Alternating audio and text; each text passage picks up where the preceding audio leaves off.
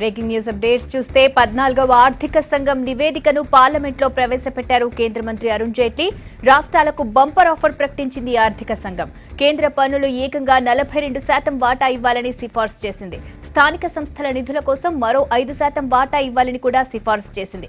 ఇక రాష్ట్రం విషయానికొస్తే కేంద్రం పన్నుల్లో తెలంగాణ వాటా 2.437%గా ఖరారు చేసింది. ఏపీ విషయానికి వస్తే ఇది 4.305%గా ఉంది. అత్యధికంగా యూపీకి 17.9%, తక్కువగా గోవాకు 0.3% ఇచ్చింది.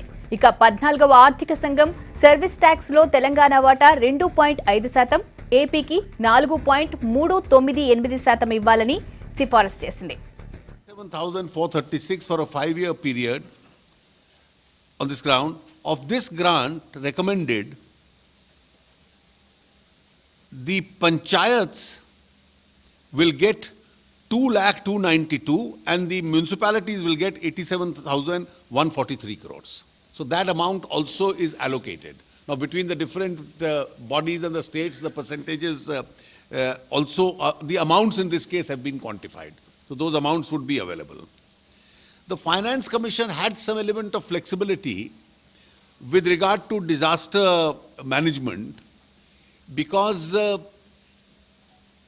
it would also be linked to the GST, because the GST next year would change materially the situation, and therefore some element of flexibility was there as far as that recommendation is concerned.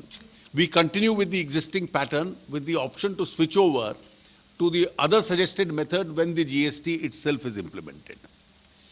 Now, post-devolution, there are still some states which are going to be revenue deficit. And you can't allow revenue deficit states because all people, irrespective of the state they live in, are entitled to their share of the national resources.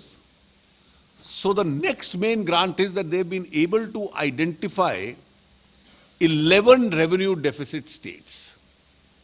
The 11 revenue deficit states are Andhra Pradesh after the division, Assam, Jammu Kashmir, Himachal Pradesh, Kerala, Manipur, Meghalaya, Mizoram, Nagaland, Tripura and West Bengal. So Andhra Pradesh, Assam, Kerala and West Bengal amongst the bigger states, Himachal Pradesh, then Jammu Kashmir and some of the northeast states. These are revenue deficit states. So the Finance Commission has calculated on a tapering basis the revenue deficit over the next 5 years, starting with the first year from 1st April. So over and above 42% and the municipality panchayat grant, an additional amount has been allocated to these states as far as the revenue deficits states are concerned. Now, the local government's disaster management, post-devolution revenues to the deficit states, this itself constitutes about, over the next 5 years, this constitutes about 5,37,354 crores. Now, this is broadly the